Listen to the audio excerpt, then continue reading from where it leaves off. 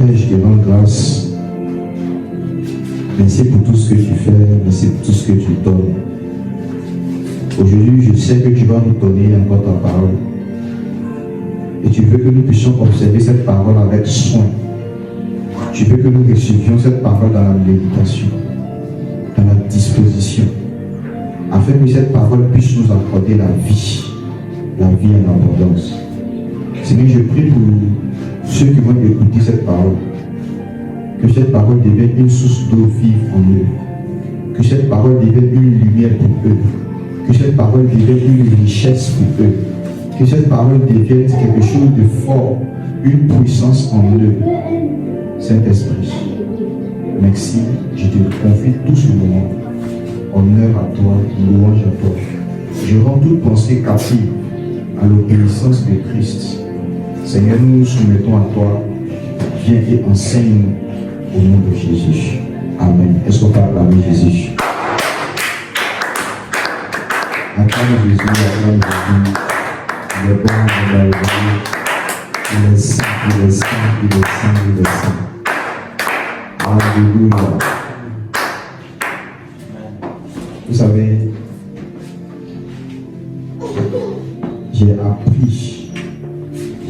j'ai appris avec Dieu que sa présence ne dépend pas de comment les choses se font. C'est-à-dire, pendant que nous sommes là, malgré que quelqu'un peut faire du bruit à côté, malgré que il peut avoir telle chose, que tout cela, ça ne veut pas dire que la présence de Dieu va fuir, ou bien ne va plus être là, parce qu'il y a eu toutes ces choses. Non. Au contraire même, pendant que Dieu voit qu'il y a beaucoup plus de distractions, il fait en sorte que sa présence devient plus intense. Lorsqu'il y a beaucoup plus de ténèbres, Dieu fait en sorte que notre lumière devient encore plus intense pour briller dans les ténèbres. Quand il y a beaucoup plus d'adversité, Dieu fait en sorte que nous devenons encore plus forts. Quand il y a des Goliaths qui se lèvent, Dieu aussi élève des David.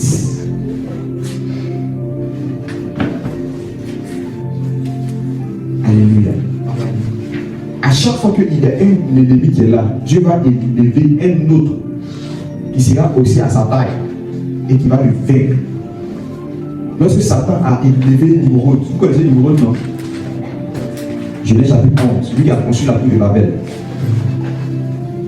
Satan l'a élevé pour faire une mauvaise œuvre. À cette même période-là aussi, que Dieu a élevé Abraham. Nimrod et Abraham, ils étaient des contemporains. Alléluia. Dieu aussi a élevé Abraham. À chaque fois qu'il y a la dépravation quelque part, Dieu élève aussi des saints. Dieu élève aussi quelque chose de puissant. Alléluia. Amen. C'est pas Dieu a dit, domine au milieu de tes ennemis. Il y aura toujours des ennemis, il y aura toujours des adversités, mais tu vas dominer. Dis Amen. Amen. Il y aura toujours la tentation, il y aura toujours des mauvaises choses, mais toi tu vas être différent.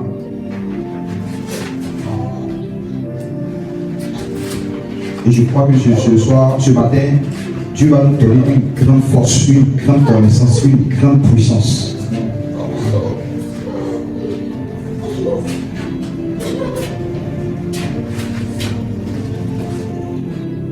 Je n'ai pas d'envie.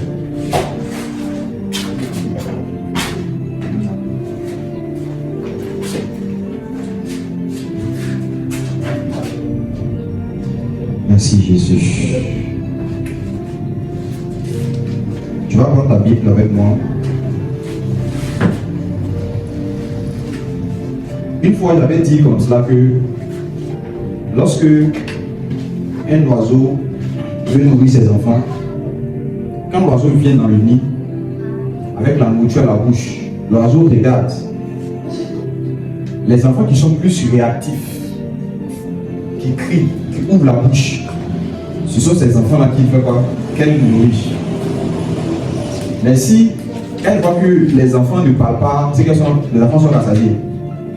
Quand elle voit qu'il y a l'autre qui ne réagit pas trop, soit il est malade, bien sûr, il est quelque part cela. Les oiseaux nourrissent ceux qui sont vigoureux, ceux qui forcent. Et comme le Saint-Esprit est symbolisé comme un oiseau, la colombe, et même dans la parole de Dieu, on dit que Dieu est comme un aigle, le grand aigle. Dans Deutéronome, on dit que même Dieu a porté Israël sur ses ailes. Donc Dieu aussi est comme un oiseau. Donc dans cette particularité de Dieu, quand Dieu vient dans une assemblée, pendant que l'on est en train de prêcher la parole, c'est ceux qui sont réactifs, ceux qui ouvrent la bouche, ceux qui reçoivent cette parole. C'est ces personnes qui sont là vigoureux. C'est à eux que Dieu donne la parole, la nourriture, pour que ces personnes apportent un peu plus. C'est pour ça que la Bible déclare que le royaume de Dieu est forcé. Et seuls les violents s'en emparent. Donc, si tu es violent, tu vas t'en emparer du royaume. Et la violence ici ne parle pas du fait de crier bêtement, mais ça parle d'une certaine intensité dans le cœur, un désir profond de recevoir les choses de l'esprit. Et si tu fais comme cela, tu vas recevoir beaucoup de choses. Avant que le laboureur vienne pour s'aimer, il prend le soin de faire quoi? De labourer le sol. Avant que le cultivateur vienne pour s'aimer, il prend le soin de nettoyer le champ. C'est très important. À chaque fois que, quand vous voyez, je veux prêcher un message et je suis en train de tourner autour sans donner le message, ça veut dire qu'il y a des cœurs qui ne sont pas encore ouverts pour écouter la parole. Donc, je prends le soin de pouvoir nettoyer, je prends le soin de pouvoir labourer pour que l'atmosphère soit disposée, soit propice, afin que vous receviez la sémence de Dieu. On dit qu'il y avait un semeur qui est sorti pour s'aimer. Dans Matthieu chapitre 13. On dit quand il est sorti, la sémence qu'il était en train de s'aimer est tombée au long du chemin. Il y avait une autre sémence qui est tombée sur une terre où il y avait beaucoup d'herbes, des épines. Et puis il y avait une sémence qui est tombée sur une pierre, sur le rocher.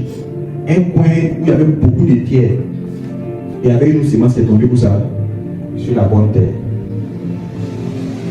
Quelque part, c'est vrai qu'il y a beaucoup d'interprétations, mais quelque part, il savait que le semeur qui est sorti pour s'aimer n'a pas fait aussi son travail. Tu ne peux pas venir jeter une sémence sur le bord de la route. Comment ça va pousser? Il devrait bien chercher un coin. Tu peux aller jeter aussi une sémence où il y a beaucoup d'herbe. Amen. Amen. Donc avant que tu le sèmes, tu dois vraiment te rassurer que le terrain là, c'est bien. Ça peut produire. Mais Dieu parfois il sème comme ça. Pourquoi? Parce qu'il y a certaines personnes qui ont envie de labourer mais ils ne veulent pas. On les laboure, ils ne veulent pas. C'est comme si tu t'en vas au champ, tu vois ta terre, il y a beaucoup d'herbe. Tu veux couper et puis la terre court. La terre court. C'est ton terrain, ça commence à courir, tu coupes, ça court, tu peux. Quand il va là, il dit c'est mieux comme ça, il dit jette la ciment, ça va. Ça va pousser, ça ne pousse pas. Mais tu as fait la bouille, tu fais but d'igname. Dès que tu mets sur le dos, ça fait kaou. Oh, c'est mou, mais tu penses que c'est mou. Dès que tu le mets dessus, ça fait kaou. Tu tournes, tu fais kaou. Tu tournes partout, kaou. Ah, c'est mieux comme ça. Donc Dieu, ces personnes-là, ils ne veulent pas. Donc Dieu, d'accord, il a semé. Donc pendant que je viens de parler, pour que vous soyez tous disposés, si vous ne voulez pas être disposés là, il y a semé comme ça. Donc si tu as une bonne terre, tu porteras des fruits. Si tu n'as pas une bonne terre aussi là, la semence va venir et puis ça va être étouffé. Mais je crois que ce matin, nous sommes tous des bonnes terres. Alléluia. Acclame le Seigneur Jésus. Va commencer.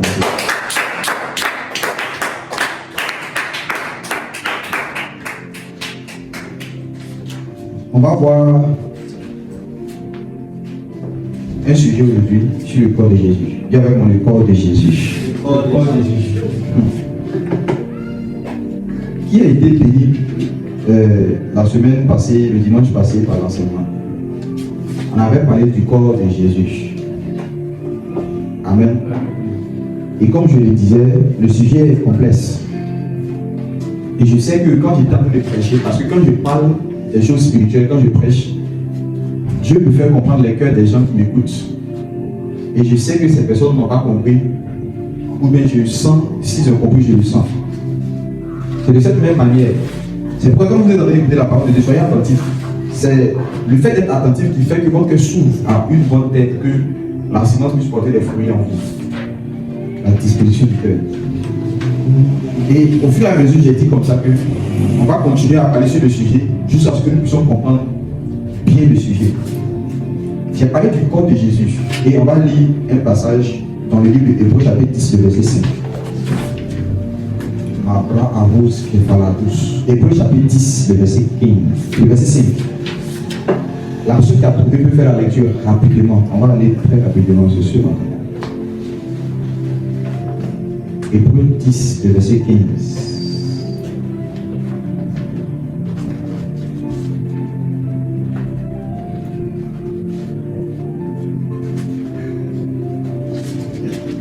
Hébreux chapitre 10, verset 15. Oui. C'est ce que le Seigneur. Non, le verset 5, pardon. Hébreux 10, le verset 5. Hébreux chapitre 10, verset 5. C'est pourquoi Christ, entrant dans le monde, C'est pourquoi Christ, entrant dans le monde, dit tu n'as voulu ni sacrifice ni offrande, tu n'as voulu ni sacrifice ni offrande, mais tu m'as formé un corps. mais tu m'as formé un corps. Tu peux t'arrêter là. Donc ici, on parle de Christ. On dit que lorsque Christ voulait entrer dans le monde, il a dit au Père, tu n'as voulu ni sacrifice ni holocauste, ni offrande, mais tu m'as formé un corps. Mais tu m'as formé un corps. Maintenant, quand il parlait, il avait corps, mais il n'avait pas corps. Il parlait avec quelle bouche? Donc, j'étais en train de vous expliquer que avant que Jésus ne soit formé dans le ventre de Marie, il avait déjà une forme qu'il avait avant. Christ avait déjà une forme avant. Parce qu'on dit c'est quand il voulait entrer dans le monde, il y a eu un corps qui a été créé pour lui. Pour qu'il entre dans le monde. Amen. Michée, chapitre 5, le verset 1. Ou dans d'autres versions, c'est le verset 2. Le corps de Jésus. On va voir comment tout le corps de Jésus est venu. 5, le verset 1 ou le verset 2, dans d'autres versions. La plupart, c'est dans le verset 2.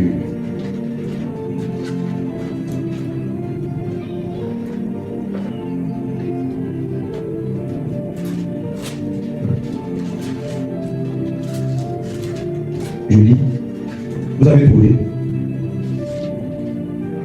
Michée 5, verset 2. Et toi, Bethléem, Ephrata, petite entre les milliers de Juda, de toi sortira pour moi celui qui dominera sur Israël, et dont l'origine remonte au temps ancien, au jour de l'éternité.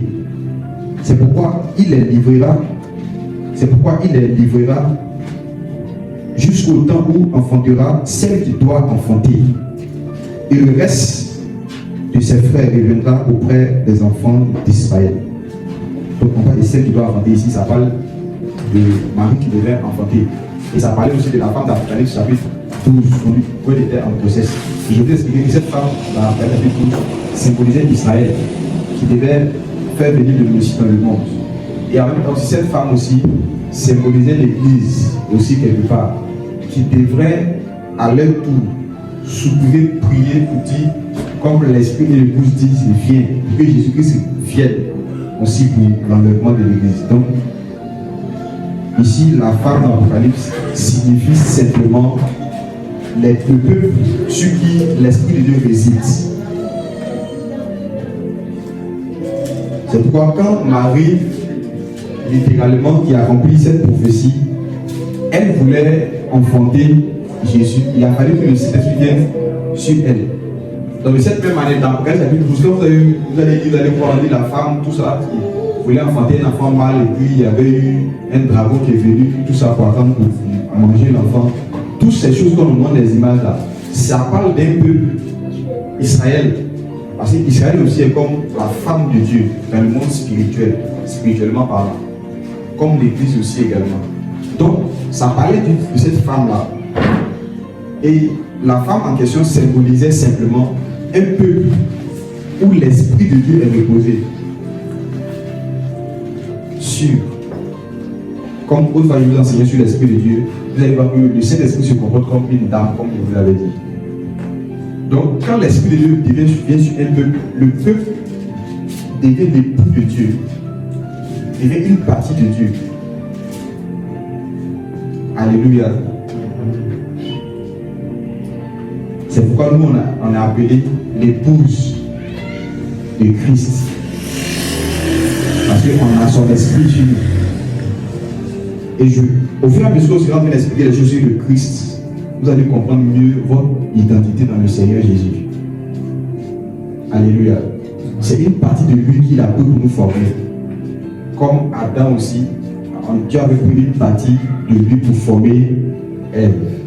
Pour qu'elle devienne son épouse. Et lui, il est l'époux. On va continuer.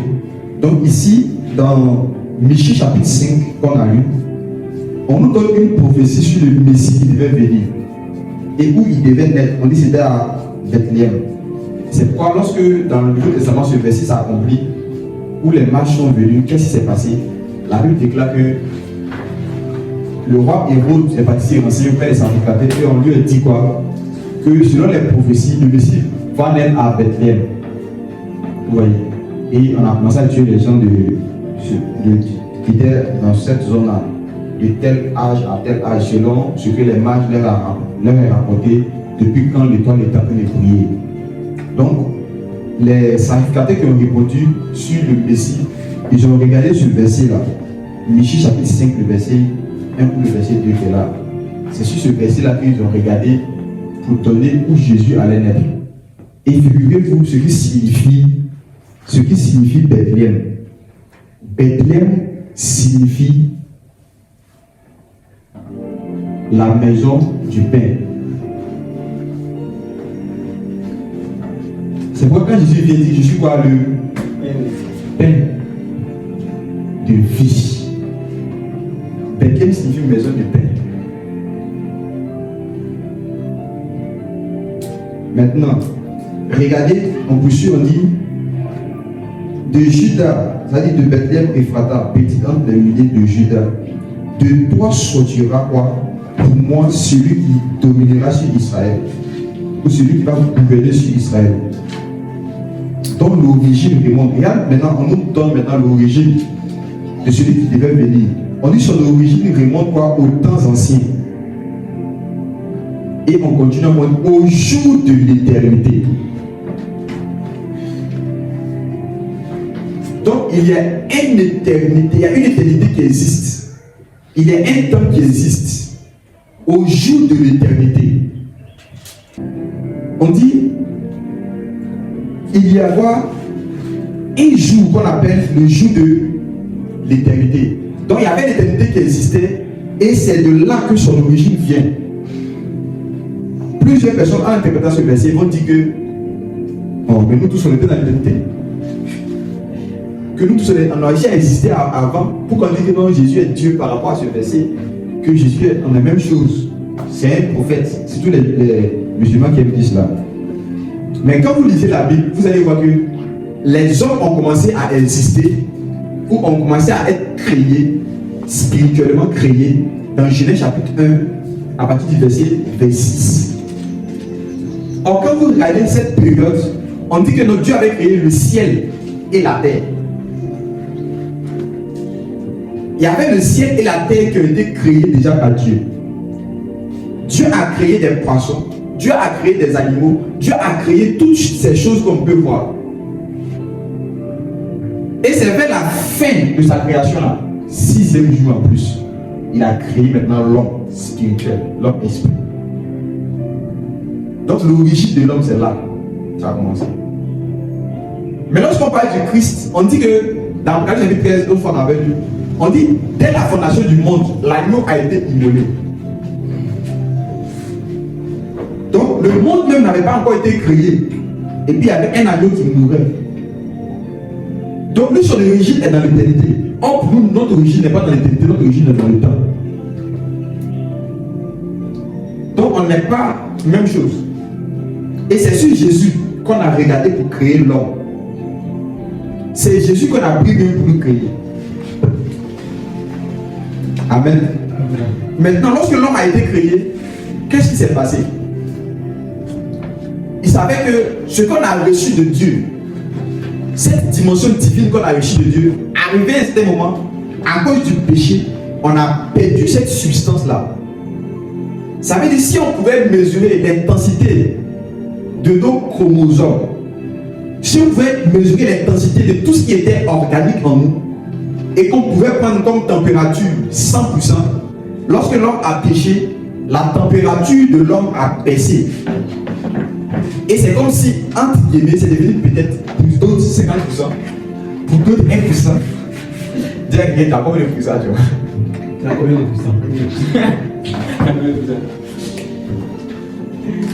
Donc, à cause du péché, l'homme a été dénaturé. On est devenu faible. On a baissé de lumière. Notre lumière divine en nous a baissé. Notre intensité a baissé. Donc, on ne peut plus être comme avant, comme Christ. On ne peut plus être cela.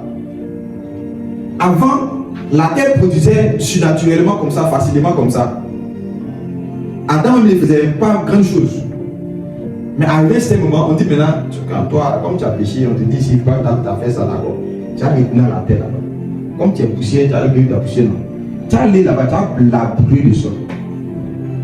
Le sol ne va pas te donner son fruit, ça va te donner des épines et des ronces. Maintenant, l'homme est devenu d'une manière naturelle bizarre. Où il fait des choses, ça ne produit pas comme ça doit produire. Pourquoi? Parce qu'il a perdu quelque chose de Dieu. Avant, les lions regardent l'homme et se prosternent.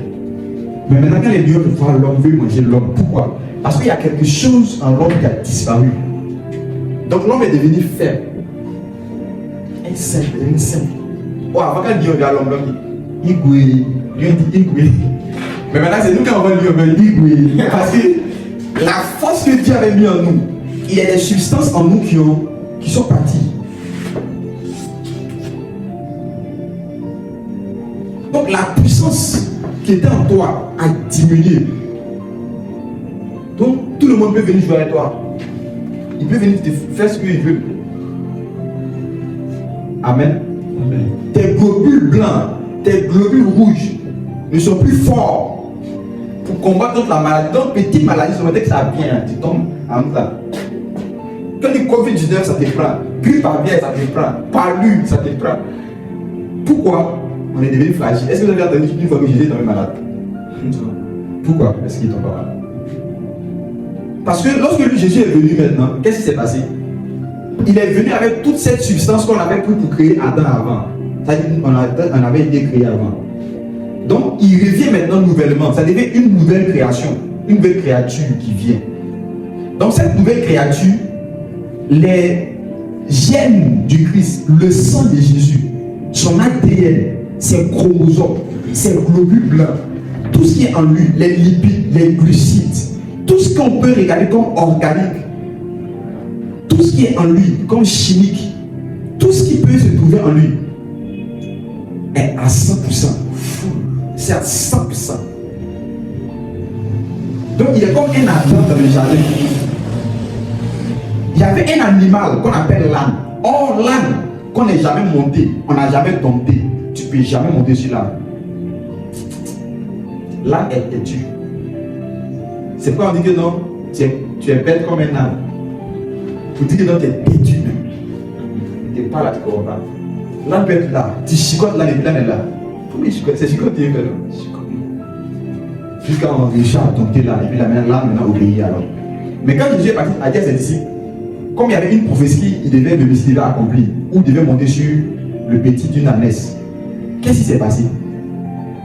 Jésus a dit à ses disciples, comme vous allez aller, vous allez voir, il y a une ânesse qui est attaché là-bas avec son petit. Il ne faut pas dire que tu vas le détacher. Quand on te demande, on dit que le maître en a besoin. Et ils sont partis, ils ont pris, l'âne sont venus. Et puis, il est monté sur l'âne. On dit que l'âne, personne n'avait déjà monté dessus. Et puis, il est monté sur l'âne en question. Et puis, il est rentré à Jérusalem. Donc, tellement que sa nature était divine, cette puissance-là était toujours floue. Quand l'âne l'a vu, l'âne s'est soumis naturellement comme ça. Mais vous allez voir, quand on est dans le péché, Balaam par exemple, dans le livre de Nombres qu'on a lu une fois, l'âne là, il montait chaque jour dessus. L'âne était déjà tombé il y a longtemps. Mais il monte sur l'âne, comme il est dans la désobéissance, il va. L'âne le résiste. Pourquoi? Parce qu'à chaque fois qu'on va être dans la désobéissance, on va être dans le péché là, il y a des choses de la vie qui vont nous résister. Parce que quand cette situation regarde ta vie là, il n'y a rien de puissant en toi pour dire que non, tu vas le faire soumettre. Les démons vont nous résister, pourquoi? Parce qu'il y a dans nous, il n'y a rien même qui peut les faire soumettre. C'est pourquoi vous allez voir qu'il y a certains bandits qui s'opposent toujours à des policiers. Parce que quand il regarde les policiers, la main il peut les chicoter avec et tout, malgré son autorité, malgré son grade. Je peux le chicoter.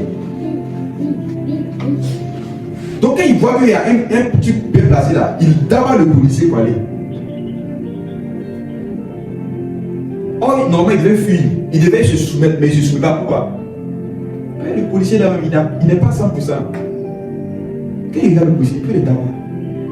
Mais il faut que le policier ait des capacités en lui qui montrent comment il est policier. Pour que lorsque le bandit joue, il le tabasse même. Ah, et il ne savait pas. C'est quoi? Quand la main a voulu se lever contre Christ qui était dans la barque, il pensait que c'était les pierres, les trucs seulement qui étaient là-bas. Il ne savait pas que le Messie était dedans. Le Christ était là. Lui qui était où on avait dit à Adam qu'il va dominer sur quoi? Les oiseaux du ciel. Il va dominer sur les poissons de la mer. C'est-à-dire qu'il va dominer dans l'aquatique, il va dominer dans les airs, il va dominer sur la terre, il va tout faire cela.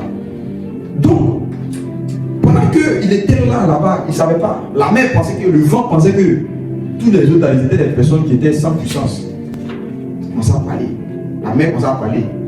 Vous-même, vous partez vous-même. Vous-même, vous partez vous-même. Vous-même, vous partez vous-même.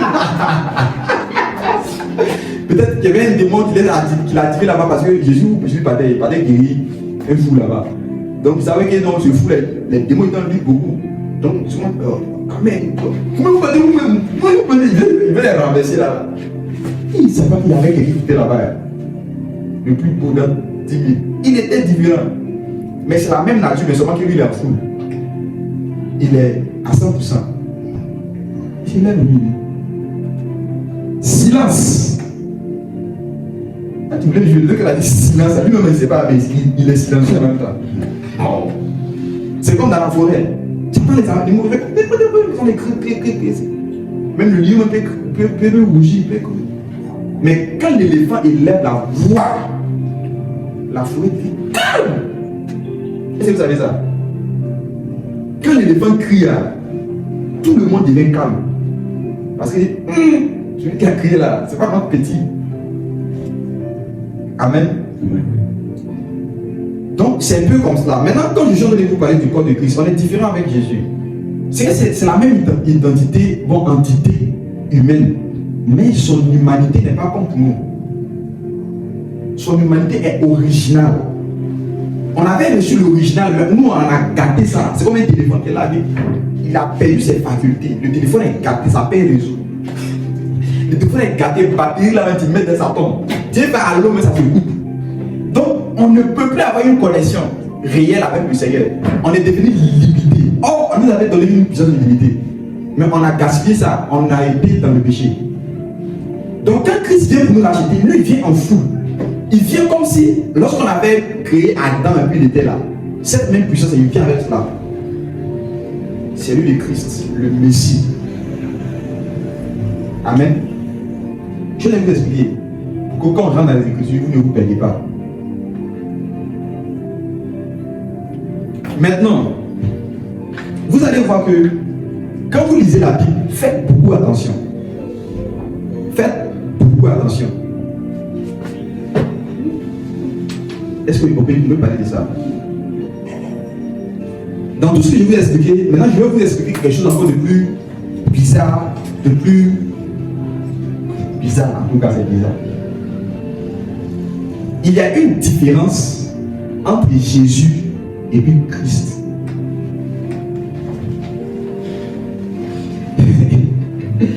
Si c'est bien dit, avance prophète. Il y a une différence entre Jésus et puis Christ.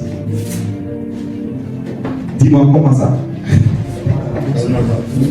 Même en anglais, c'est posé cette question.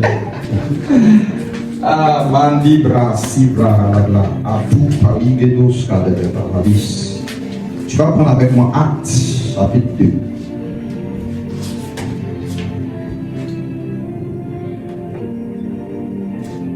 À partir du verset 36.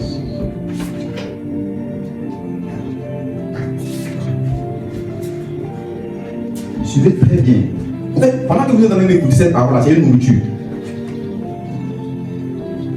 C'est une nourriture que vous remplir comme ça. Ça va faire que les vitamines qui sont en vous là, ça va commencer à être bonifié. Tu suis en train d'écouter la parole de Dieu pendant que tu es en train d'écouter sur les choses de Christ. Je ne parle pas des choses spirituelles, toujours vous pensez que tu es spirituellement. Physiquement là où tu es là, ton sang va commencer à recevoir une nouvelle création. Parce que tu es en train d'écouter la parole de Dieu. La parole de Dieu se fait physiquement aussi. C'est comme dire que la parole qui était au commencement, qui était Dieu, s'est faite chair. Ça veut dire quoi? Pendant que tu es en train d'écouter la parole, il y a une substance dedans qui peut créer des lipides en toi. Oh. Il y a une substance dedans qui peut créer de l'azote en toi. Il y a une substance dans la parole de Dieu qui peut créer des vitamines en toi, physiquement. Il y a une puissance de Dieu qui peut nettoyer ton sang. Il y a une puissance de Dieu qui peut faire sortir la maladie dans ton corps. Pendant que tu es en train d'écouter, physiquement, cela peut se faire. Il y a une puissance de Dieu qui va rendre tes os durs. Il y a une puissance de Dieu qui va faire en sorte que tes globules rouges deviennent puissants, tes globules blancs deviennent puissants. Le Christ. Qui a trouvé le passage que nous lisons? Actes chapitre 2, verset 32. 36. 36. Oui. Que toute la maison d'Israël sache donc avec certitude que Dieu Que toute la maison d'Israël sache avec certitude. Certitude, oui. que Dieu a fait Seigneur et Christ. Que Dieu a fait Seigneur et Christ. Ce que Jésus, ce Jésus que vous avez crucifié. C'est Jésus que vous avez. Crucifié. On a fait quoi? Crucifié. Oui. Maintenant, qu'est-ce Dieu l'a fait? Seigneur et Christ. Maintenant, il vous pose la question. Jésus n'était pas Seigneur, il n'était pas Christ. Maintenant, pourquoi on le fait Seigneur et Christ?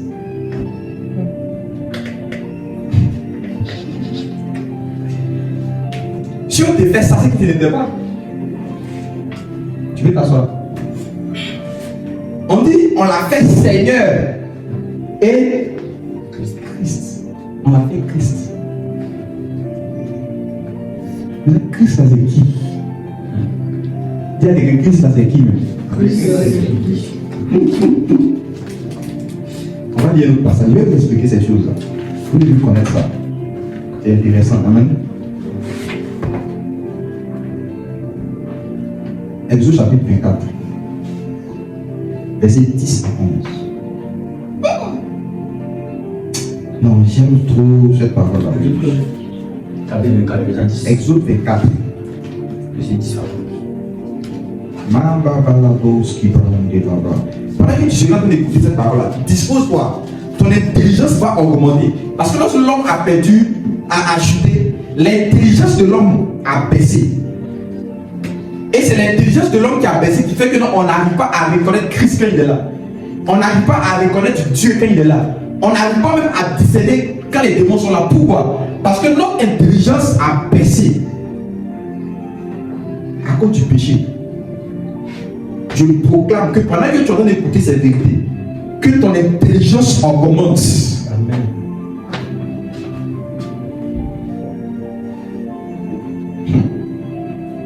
Qui a trouvé Exode chapitre 24?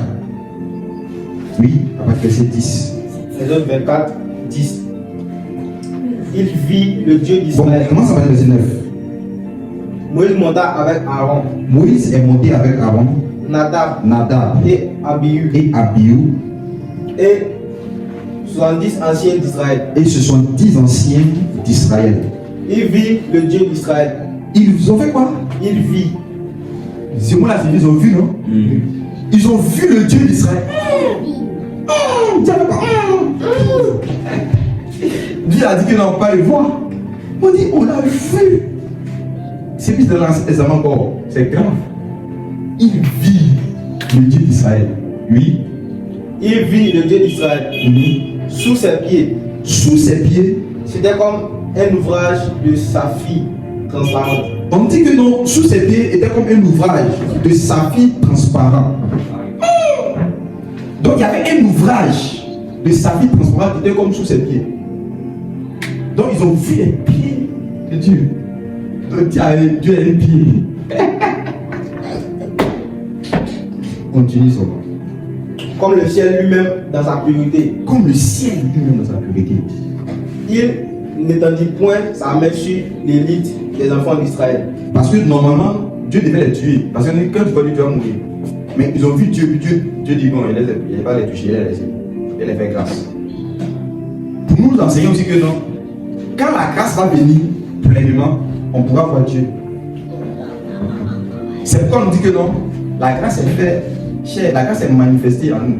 Au travers des jours, on a reçu grâce sur grâce. Donc quand on dit où est le Père, il dit qu'il m'a vu avec le Père. C'est dans la grâce qu'on peut maintenant voir Dieu sans mourir. Continue. Il vit Dieu et il mangeait et bu. L'auteur insiste encore. Il vit Dieu. Ils ont mangé, ils ont bu, ils sont pas morts. L'Éternel dit à Moïse, monte vers moi sur la montagne et reste là. Tu peux t'arrêter là. Donc, voyez encore, maintenant, lorsqu'on parle de Christ, c'est cette manifestation de Dieu qu'on a vue là. C'est Christ. Ils ont vu. Comment on dit goulou goulou? Ils ont vu ça. Et quand tu vois Dieu, en fait, c'est pas Dieu qui a vu. Tu as vu Christ. Parce que quiconque voit Christ a vu Dieu. Maintenant, je vais vous expliquer un mystère. Le corps que le Père utilise, c'est le Saint-Esprit.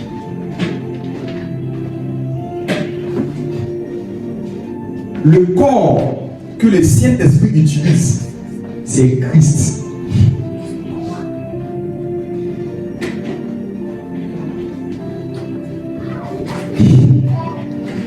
Maintenant, le corps que Christ utilise, c'est nous. Où maintenant, Jésus est à la tête et nous sommes ses membres.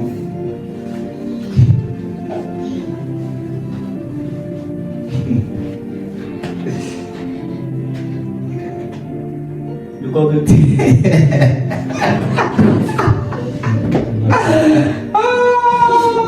Il réfléchit, c'est bien, ça vient. Le corps de Christ. Si c'était possible qu'on pouvait voir le corps de Dieu, on va voir le Saint-Esprit. Si c'était possible de voir le corps du Saint-Esprit, c'est Christ. Et si c'est possible de voir le corps de Christ, c'est Jésus à la tête et puis toi et moi.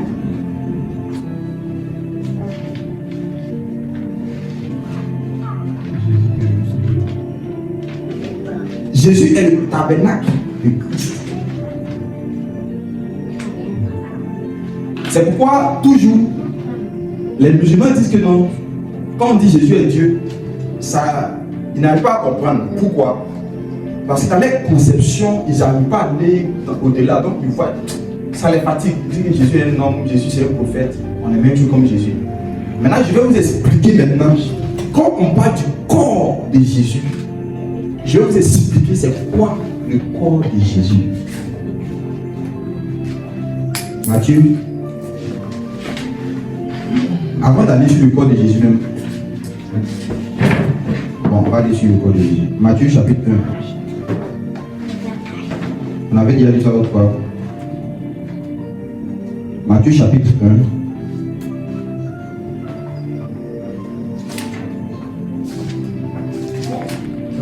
Qui se rappelle du passage? Matthieu chapitre 1, c'était combien? C'était Matthieu chapitre 1, le verset 20.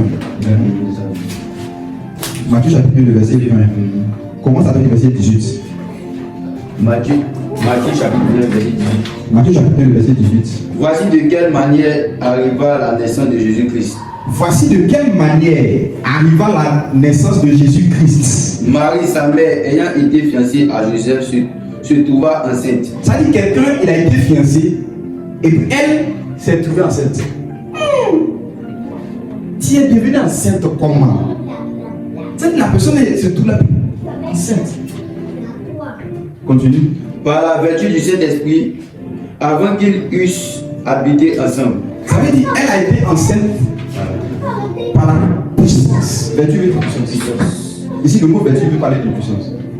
Elle a été enceinte par la puissance du Saint-Esprit. Est-ce que ce que je vous disais là, le corps que le Saint-Esprit utilise, c'est Christ. Donc, pour que Jésus-Christ naisse,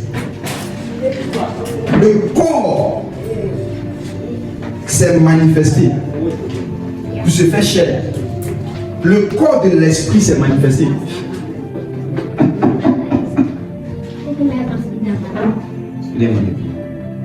Il y avait quelque chose de spirituel qui existait dans l'esprit, qui existait dans l'ombre du Tout-Puissant. Et c'est là qu'il y a quelque chose qui s'est passé. Que l'esprit est... En fait, le corps de Jésus est sorti du surnaturel. Et ça a commencé à se former dans le corps. A commencé à se former dans le corps. A commencé à se former dans le corps. My God. A commencé à se former. A commencé à être tissé. A commencé à bouger. A commencé à être.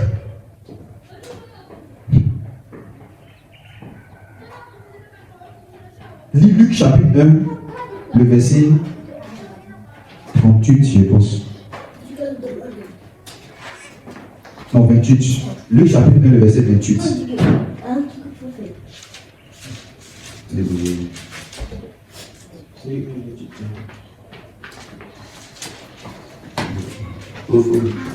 Luc chapitre 1, verset 28. L'ange entra chez elle. L'ange est entré chez elle et dit, je te salue. Je te salue.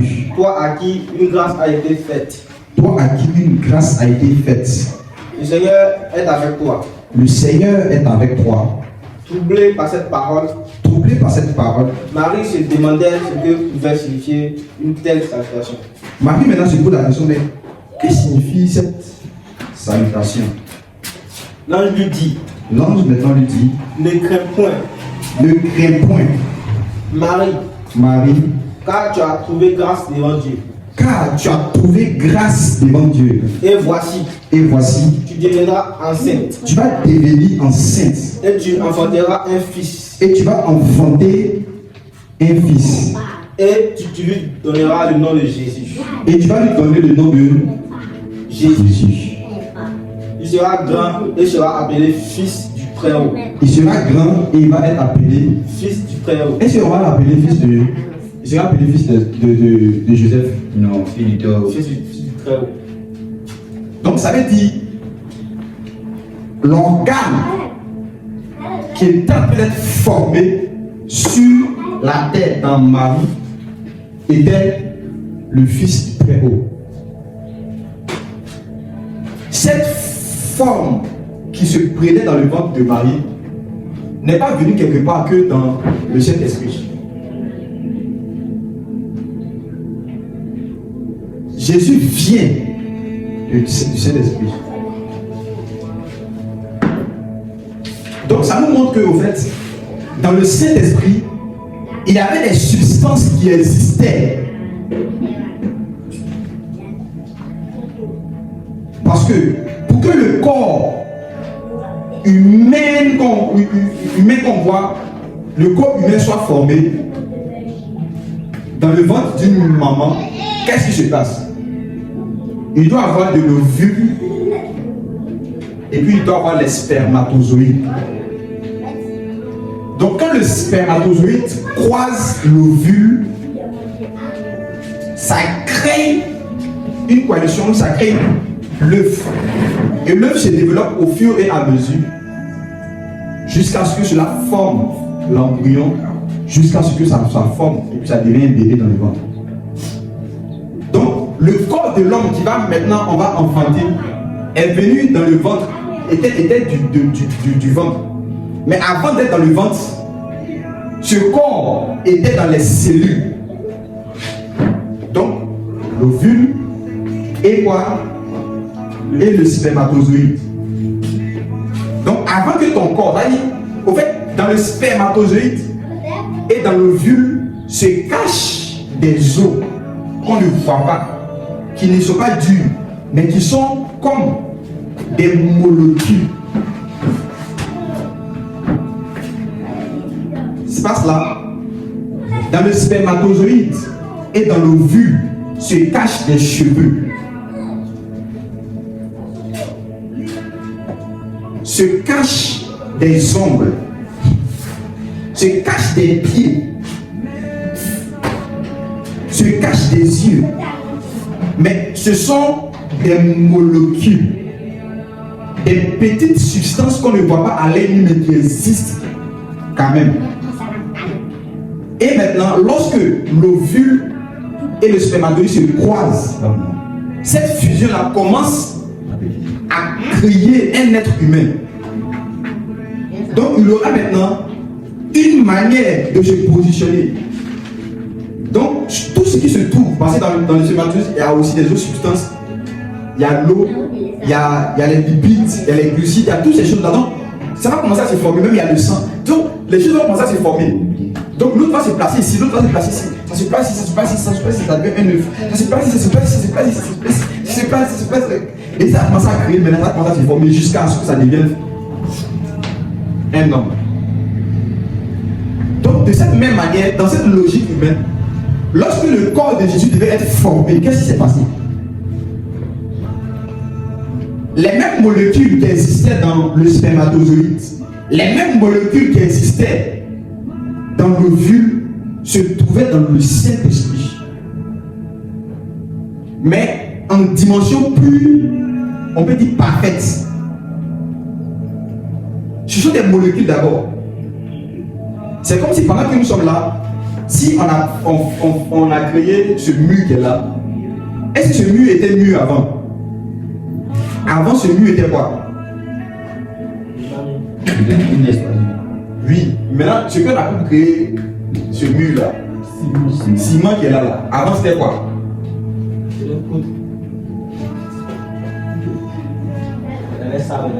Il y avait des sables et puis il y avait d'autres substances. C'est ça, donc, quand on a mélangé, ça s'est formé ça. Maintenant, avant même qu'on voit les sables là, qu'est-ce qui a produit le sable? Vous voyez un peu, non? Donc au fur et à mesure qu'on est en train d'aller loin, on va comprendre et on va voir que ça existait en molécules avant de se former pour devenir ça jusqu'à ce que ça soit maintenant formé comme mur. Vous voyez un peu? Mais il y a aussi une autre manière que tu peux utiliser le sable. Ça ne va pas donner le mur, mais ça va donner autre chose. Vous voyez? Ça va donner autre substance. Ça va donner autre chose. Mais ils ont les mêmes molécules.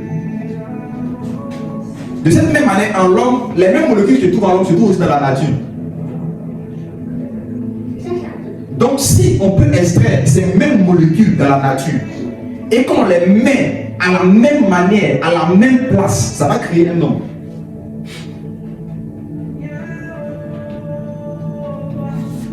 Je vous assure, ça va créer un homme. Mais comme on ne sait pas cette sagesse que Dieu a pu former, comment ça s'est fait jusqu'à ce que ça donne un homme là, comme on ne connaît pas là, quand on fait tout, ça va bien réussir. Ça va pas bien réussir. Parce que de cette même manière, si tu veux, tu prends par exemple l'eau, et puis tu as mis l'eau dans le ciment là d'abord, et puis tu as mélangé, tu as attendu quand c'est devenu dur, et puis maintenant tu prends ça, maintenant tu mets dans le sable, tu mélanges et ça va devenir comme ça. Parce que tu as mis les éléments où on ne devait pas les mettre d'abord. Tu as mal mis, donc ça va former comme ça doit former. Donc, comprenez que dans l'esprit, dans l'invisible, il existait aussi comme des molécules. Et ce sont ces molécules en grande quantité. Et à comment ça peut exister? Ce sont ces molécules-là qui constituent ce qu'on appelle Christ. Ou même lui qu'on appelle Christ. Donc, dans le Christ, il pouvait avoir le vent, les molécules du vent. Est-ce que vous connaissez les molécules du vent? Vous allez voir que dans le vent, il y a des molécules comme cela qu'on appelle l'azote. Dans le vent, il y a l'oxygène, vu qu'il y a de l'air. Parce que le vent, c'est le mouvement de l'air. Donc, il y a l'oxygène dedans. Et même quand on étudie nous-mêmes, on trouve même parfois dans le vent, mais il y a de l'eau. Donc, on trouve certaines choses qui ont les molécules, des choses qu'on voit. Amen. Donc, au fur et à mesure qu'on fait ces études comme ça, vous allez voir quelque chose. On va lire un passage dans le livre de Jean chapitre 3. On va expliquer quelque chose. Tiens avec moi le corps de Jésus. Le corps de Jésus. J'aimerais qu'on prenne tout le temps pour expliquer cela, pour qu'on puisse bien comprendre quelque chose. Le corps de Jésus. Jean chapitre 3. À partir du verset 3. Jésus lui répondit, en vérité, je te le dis, si un homme ne naît de nouveau, il ne peut voir le royaume de Dieu. Nicodème lui dit, comment un homme peut-il naître quand il est vieux? Peut-il rentrer dans le sein de sa mère et naître? Donc on dit que non, si tu veux naître de nouveau là, si tu ne nais pas de nouveau, tu ne peux pas voir le royaume des cieux. Donc il dit que non, attends, donc je vais rentrer dans le ventre de ma mère pour naître encore. Parce que les hommes pensent que quand on veut naître, quand il doit avoir une formation humaine, quand il doit avoir un homme là, il faut que cela se fasse dans le ventre seulement. C'est ce que je vous ai expliqué ici. Si on est capable de trouver les molécules qui ont formé les hommes, on peut former les hommes en dehors du ventre. C'est pourquoi vous allez voir qu'aujourd'hui, on fait des expériences, on dit in vitro, bien quoi? In vitro. Voilà. On peut prendre la sémence humaine et puis l'ovule de la femme et on fusionne cela ensemble et on met ça dans un cadre pour que cela puisse former un enfant en dehors du ventre. Donc c'est de cette même manière, on peut créer un homme si on connaît comment les molécules peuvent se placer de où à où, comment, à quelle chaleur, à quelle température. Ça va créer un homme. Mais vu qu'on ne connaît pas, c'est pour cela qu'on utilise d'autres éléments. Même quand en quelque sorte, parfois c'est pas trop, mais toujours, mais on voit qu'il y a une réalité comme ça qui existe. Donc la science nous montre une certaine vérité en Dieu. Donc quand Marie m'a dit non, mais je ne connais pas donc comment cela va se faire. Il faut te calmer. Il y a quelque chose à se faire. Tu as la foi, non? Que cela se fasse selon ta parole. Or, c'est la parole qui peut être chère. Elle a une foi en Dieu. Et maintenant, les choses ont commencé à se faire maintenant. Molécule qui peut composer le spermatozoïde. Molécule qui peut constituer l'ovule. Molécule qui peut constituer le temps. Molécule qui peut constituer le sang. Molécule qui peut constituer ça. Et puis le Saint-Esprit maintenant a envoyé ça comme ça. Et maintenant ça rentre dans ma qu'on joue. Et puis tout maintenant est là maintenant. Commence à se former maintenant. Le Messie commence à se former sans que le sang de Marie rentre dedans. Parce que lui il est venu avec son propre sang. Parce que si le sang de Marie rentre en lui, il va devenir impur. Pourquoi? Parce que Adam le premier était devenu impur par le péché. Donc tous les hommes qui vont naître vont forcément naître de la sémence humaine, humainement. Donc qu'est-ce qui va se passer? Il aura aussi le péché en lui et il ne pourra pas sauver l'humanité. Parce qu'on veut un agneau sans tache, un sacrifice qui n'a pas de défaut, un sacrifice qui est pur. Donc il devait venir, l'esprit devait venir avec un nouveau sang. Donc maintenant, les substances ici que j'ai citées, qu'on peut trouver dans l'homme, comme j'ai dit l'azote, comme peut dire, ça se trouve aussi dans le vent par exemple. C'est comme quand vous regardez le Messie. On dit que dans Jean, quelque part, il y a un verset qui dit comme ça que il est venu, c'est lui qui est venu avec l'eau et le sang. Pas seulement avec l'eau seulement, mais avec l'eau et le sang. Donc ça veut dire que quand Jésus venait, quand le Christ venait pour être Jésus, il venait. Cette substance que je viens de vous parler de cela, il est venu avec ça, l'eau et le sang. Et maintenant on parle aussi quelque part d'une autre substance, qu'on parle de l'esprit. L'esprit parle du vent. Donc dans le corps du Messie, il y avait l'eau qui a constitué son corps, il y avait le sang qui a constitué son corps, et puis il y avait l'esprit, c'est-à-dire qu'il y avait le vent qui a constitué son corps. Donc les molécules qu'on trouve dans le vent, les molécules qu'on trouve dans le sang, les molécules qu'on trouve dans de l'eau se trouvaient en lui. Donc cela existait déjà avant toute chose. Donc dans l'éternité comme on a lu, son origine n'est pas ici, c'est ailleurs. Donc ce sont ces molécules qui constituaient, qu'on avait pris pour créer les premiers êtres humains. Mais ils n'ont pas su garder cette même substance-là bien. Et ça s'est dégradé. Donc il fallait que les Christ viennent. Ils viennent pour se former. Que par lui, puisqu'il y a quelque chose qui se fasse pour rajouter les autres. Parce que cette nature-là avait perdu cela. Amen. Amen. Maintenant, la différence qui est entre Jésus et le Christ, c'est quoi? Le Christ, considéré comme toute cette intelligence-là, toute cette puissance-là, toutes ces molécules qu'on peut voir, qui peuvent construire quelque chose. C'est pour ça que vous allez voir, dans l'Ancien Testament, le Christ pouvait déjà se manifester. C'est pourquoi quand Jésus est là en train de parler, Jésus est né en l'an 0, mais le Christ était déjà longtemps. Vous voyez? Mais c'est le Christ qui était longtemps, qui s'est manifesté en chair et qui est devenu qu'on appelle aussi Jésus. C'est le même Christ qui est l'agneau qu'on adorait sur le trône. Le même Christ, c'est lui qui a apparu à Abraham sous la forme du bélier qu'on devait sacrifier. Le même Christ, pas Jésus d'abord. C'est pour ça que vous allez voir, après maintenant on dit Jésus-Christ. Quand Jésus était sur la terre, on l'appelait pas Jésus-Christ. Quand j'ai lu toute la Bible, je n'ai pas vu un jour où on appelait Jésus-Christ. On l'appelait Jésus, Jésus seulement. C'est après sa mort qu'on maintenant l'appelle Jésus-Christ. Et je vais vous expliquer pourquoi. Donc le Christ pouvait devenir le bateau où les gens rentraient dedans. Au temps de Noé pour être sauvés. Les animaux rentraient pour être sauvés. Le Christ, il pouvait se matérialiser et devenir l'arbre. Parce qu'il avait toutes les molécules qui peuvent créer toutes choses. Il pouvait devenir le rocher. Parce que toutes les molécules qui se trouvent dans le rocher se trouvent aussi en lui. Donc il peut se former au rocher. S'il est fâché, il se forme serpent. S'il est fâché, il se forme lion. Il se forme agneau. Il pouvait avoir plusieurs formes parce qu'il avait toutes les molécules en lui. Il a tous les organes biologiques. Il a tout ça là. Donc il est là et puis il choisit d'être ce qu'il veut être. Donc comme il y avait une urgence, il fallait que l'homme soit racheté par l'homme. Donc lui-même, Christ, l'esprit l'accompagne et l'esprit vomit Christ. En fait, il me donne les images comme ça. Et maintenant, il prend des formes. Il dit bon, il est devenu Jésus pour faire quelque chose. Donc il devient humain, il devient Jésus. Donc quand Jésus est en train de parler, parfois Jésus peut parler Christ, il peut parler Christement. Il peut parler Messie. Donc quand il parle comme ça, il dit que non, Abraham, votre père, a vu mon jour. Il verrait mon jour et il l'a vu. Il s'est réjoui.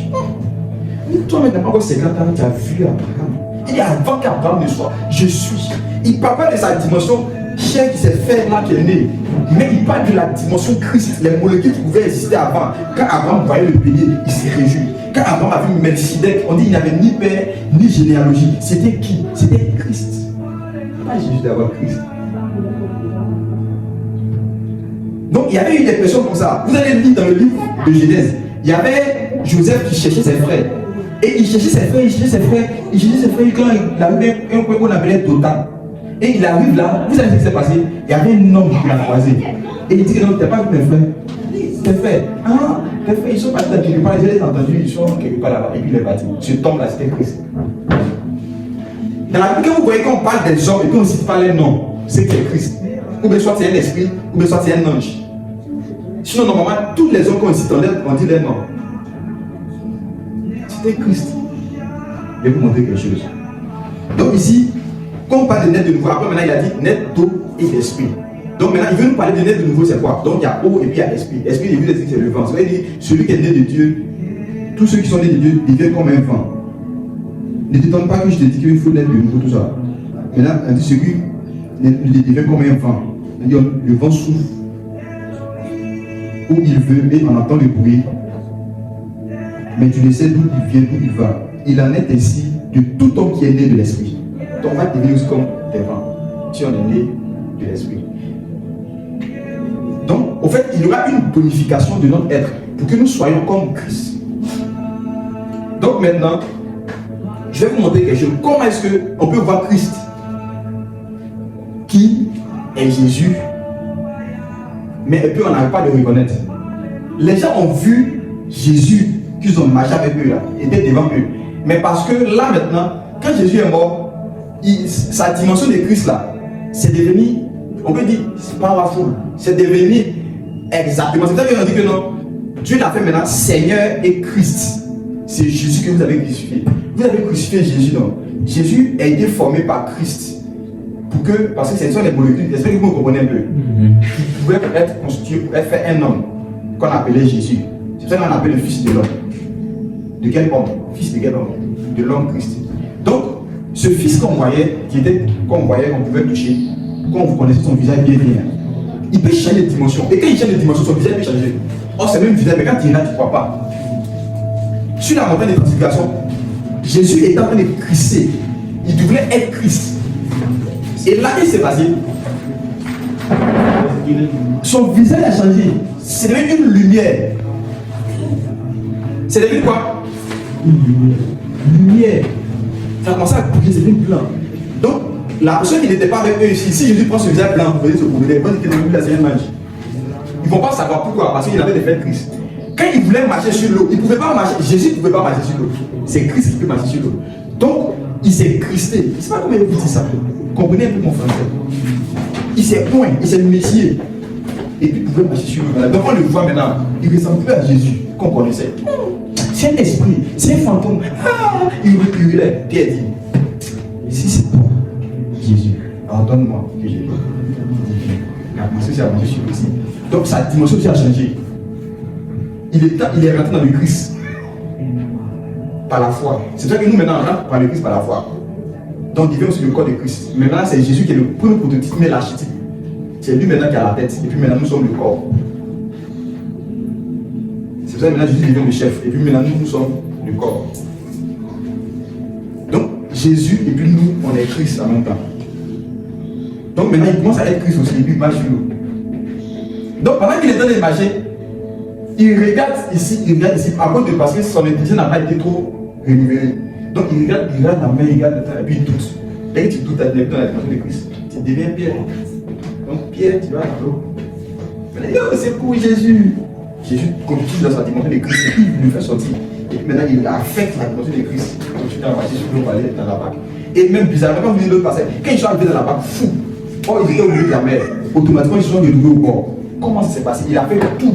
Le bateau et tous sont des Christ, ils sont arrivés là-bas. Le jour de la réussite va se passer. Nous tous sommes des Christ. Est-ce qu'on peut acclamer Jésus?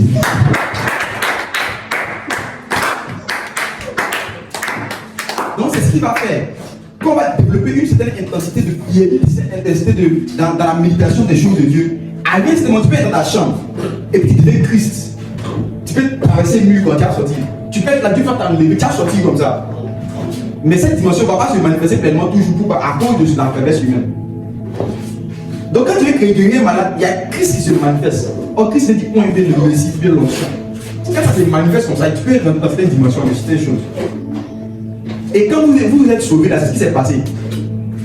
Tu as cru en la parole qu'on t'a dit de ce que Christ avait accompli en Jésus, ce que Jésus a accompli. Et tu as cru en cette parole-là, et tu as été sauvé, tu es né de nouveau, tu es né d'esprit et de l'eau. Donc il y a une dimension qui a changé en toi, et tu as cru, et tu as commencé à expérimenter cette chose de Dieu. Mais cette nature-là s'est arrêtée d'une certaine manière, mais c'est à toi maintenant de pouvoir activer encore si tu le veux. Parce que tu es sauvé maintenant. Tu as été renouvelé. Alléluia. Amen. Donc regarde comment Christ est, et puis on le voit pas. Jean.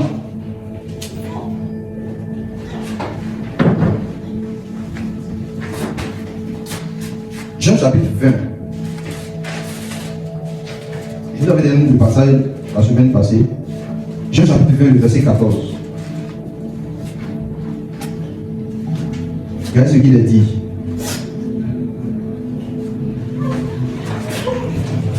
Bon, je vais commencer par les verset 13 pour que vous puissiez comprendre. Il lui dit, femme, pourquoi plais-tu? Elle leur répondit, parce qu'ils vont enlever mon Seigneur, et je ne sais où ils l'ont mis. verset 14. En disant cela, elle se retourna et elle vit Jésus debout. Mais elle ne savait pas que c'était Jésus. Aïe. Elle pleure. Elle cherche Jésus parce qu'elle est partie dans le tombeau. Ils ont vu que Jésus n'était pas là. Elle pleure. Ils ont enlevé mon sauveur. Ils ont enlevé. Elle pleure. Et puis elle dit, femme, qui cherches-tu? Qu'est-ce qu'il y a? Il lui pose la question, pourquoi tu pleures? Oh, c'est lui qui lui pose la question, pourquoi tu pleures? Il dit, moi Jésus. Ils ont enlevé mon sauveur. Elle ne savait pas que c'est Jésus qui est là. Mais Jésus qui était moyen ensemble, maintenant il voit Jésus, elle s'est barrée de lui. Jésus lui dit, femme, pourquoi pleures-tu? Qui cherches-tu? Pensant que c'était le jardinier. Donc elle pense que c'est Jésus, c'est un jardinier. Lui dit. Donc Jésus pouvait être comme un jardinier. Christ change. Donc il dit, Seigneur, si c'est toi qui l'as emporté, maintenant le mot Seigneur, si ça ne parle pas de Jésus, c'est une référence qui l'adresse à une personne, comme on dit monsieur. Si c'est toi qui l'as emporté, dis-moi où tu l'as mis et je le prendrai. Je vais prendre le corps de Jésus. Jésus lui dit Marie. Elle se retourna et dit en hébreu Rabouni. C'est pour ça qu'on n'a pas traduit le mot là, on a mis ça en hébreu. Rabouni. Dis avec moi Rabouni. Rabouni. Pendant qu'elle est en train de changer le camp,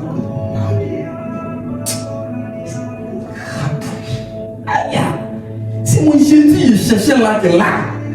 Mais il ne sait pas, tu as changé Jésus. Comme quelqu'un qui voyait, qui lui dit, tu as changé. C'est toi qui as changé. Il dit Rabouni, c'est-à-dire maître. T'es avec moi, maître. Maître. Jésus lui dit, ne me touche pas d'abord. Parce que dans la dimension où si tu me touches, là, il t'a envoyé au paradis. En fait, tu as les or, je dois lui présenter le sang pour que tes péchés soient pardonnés. Tu vas vivre éternellement. Si tu me touches, tu vas vivre éternellement. Vous voyez ce que c'est le mystère? Si tu me touches, tu vas vivre éternellement dans le péché. Ton péché ne sera pas ôté. Parce que je dois maintenant monter au Père. Il va dire ça. Attends, il dit ça vient lui expliquer quelque chose. Jésus lui dit, ne me touche pas. Car je ne suis pas encore monté vers mon Père. Mais va trouver mes frères et dis-leur que je monte vers mon Père et votre Père, vers mon Dieu et votre Dieu. Là maintenant, qu'est-ce qui s'est passé? Il avait pris une forme, quand il est ressuscité, glorieux, bizarre, d'une manière, je ne sais pas comment il l'expliquer. Et cette forme qu'il avait, si Marie le touchait, Marie allait avoir la vie éternelle. Mais c'était une vie éternelle dans le mal, parce que les péchés n'étaient pas encore totalement expiés. C'est pourquoi vous allez voir, Dieu, dans le jardin d'Éden, lorsque Adam et Ève ont péché, il les a chassés du jardin de peur qu'ils touchent à l'arbre de vie et qu'ils vivent éternellement. Toucher seulement, vivre éternellement. Et cette vie éternellement, ça serait dans le péché. Pourquoi? Parce que les péchés touchent en eux. À cause de ce qu'ils ont fait. Donc on vit éternellement dans le mal. Donc Dieu a mis les chérubins pour les empêcher de ne pas entrer, avoir accès à l'arbre de la vie. Et bizarrement, quand Marie ici voit Jésus, croit que c'est un jardinier, tellement qu'il avait beaucoup fleuri. Il était beaucoup l'arbre de vie. Donc, il regarde. Et puis après maintenant, quand il s'en rend compte, au fait, c'est la révélation, c'est Jésus qui est là. Il dit Rabouni, Rabouni, elle est top, Rabouni. Et puis tu ne me touches pas. Il doit aller faire quelque chose d'abord. Et quand il a fini de faire ce qu'il est revenu, et il disait maintenant, touchez-moi. Voyez, on va lire. On va aller au verset 17. C'est le verset 17 qu'on a lu. On va aller au verset 27. On dit 8 jours après, verset 26, 8 jours après. Au fait, on va commencer. Il y a dit le verset 14. Donc, on a déjà lu le verset 17. Je vais vous montrer quelque chose.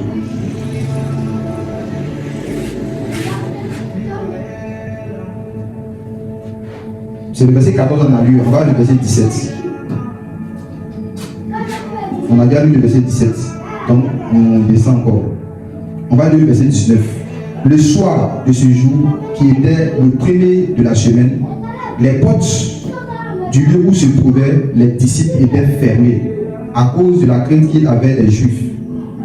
Jésus vint se présenter au milieu d'eux et leur dit, la paix soit avec vous. Et quand il eut dit cela, il leur montra ses mains et son côté. Les disciples furent dans la joie en voyant le Seigneur. Jésus leur dit de nouveau, la paix soit avec vous. Comme le Père m'a envoyé, moi aussi je vous envoie. Après ces paroles, il souffla sur eux et leur dit, recevez le Saint-Esprit. Donc je me dis, reçu le Saint-Esprit ici avant de recevoir le Saint-Esprit encore dans la chambre haute. Ceux à qui vous pardonnez les péchés seront pardonnés. Et ceux à qui vous les retiendrez, il leur sera retenu. Donc ils ont touché Jésus, ils ont parlé à Jésus. Même avant cette scène, il y avait des disciples à Emmaüs. Dans le chapitre 24, on l'a lu une fois. On ne va pas ne pas faire tout le temps. Et pendant qu'ils parlaient, ils étaient parler de Jésus. Ils disaient, ah, ils ont crucifié Jésus, tout ça. Ils étaient parler, discuter. Et puis Jésus était avec eux, il marchait avec eux. Il disait, je parlais d'aller voir. Et la leur intelligence l'a empêché de le reconnaître. Donc quand l'homme a chuté, on a perdu des fatigues. Notre intelligence est devenue bizarre. Donc on n'arrive même pas à comprendre. La femme qui a vu Jésus là-bas, dit que c'est parce que déjà était un peu aveuglée. Mais avec ce moment, elle a su percer dans l'esprit. Jésus l'a fait grâce, elle a su percer dans l'esprit. Et son intelligence était ouverte. Comme quand tu vois un fantôme qui on dit qu'il m'a l'air, tu vois. Hey, toi t'étais mort. Donc là, c'était une dimension Christ. Il ne me touche pas d'abord. Donc je vais vous expliquer ici. Donc ici, Jésus encore vient. La porte était fermée, il est rentré. Il a parlé au milieu de eux comme ça. Parce qu'il a dit là où 2 ou 3 sont assemblés, je vais au milieu. Il a parlé. Donc il se fait voir. Et on le voit. Donc après maintenant, le verset 24 dit, Thomas, appelé Didyme, Didyme veut dire jumeau, l'un des 12 n'était pas avec eux lorsque Jésus vint. Verset 25. Les autres disciples lui disent donc, nous avons vu le Seigneur. Mais il a dit, si je ne vois dans ses mains la marque des clous, et si je ne mets mon doigt dans la marque des clous, et si je ne mets ma main dans son côté, je ne croirai point. Parce qu'il a vu qu'on a pointé Jésus, il a eu des blessures, il veut toucher là-bas pour croire. Verset 26, il a raison. Ouais, parfois aussi, il a envie de faire des choses. Il doit toucher Jésus. 8 jours après, les disciples de Jésus étaient de nouveau, 8 jours, ça se met pour les choses, je ne vais pas expliquer ça aujourd'hui. Les disciples de Jésus étaient de nouveau dans la maison et Thomas se trouvait avec eux. Jésus vint, la porte était fermée, se présentant au milieu d'eux et dit, la paix soit avec vous. Puis il dit à Thomas, avance ici ton doigt et regarde mes mains, avance aussi ta main et mets-la dans mon côté et ne sois pas incrédule, mais crois. Thomas lui répondit, mon Seigneur et mon Dieu. Mon Seigneur, si la maladie c'est mon Seigneur et mon Dieu. Voyez, Jésus, on appelle Seigneur et puis on appelle Dieu encore.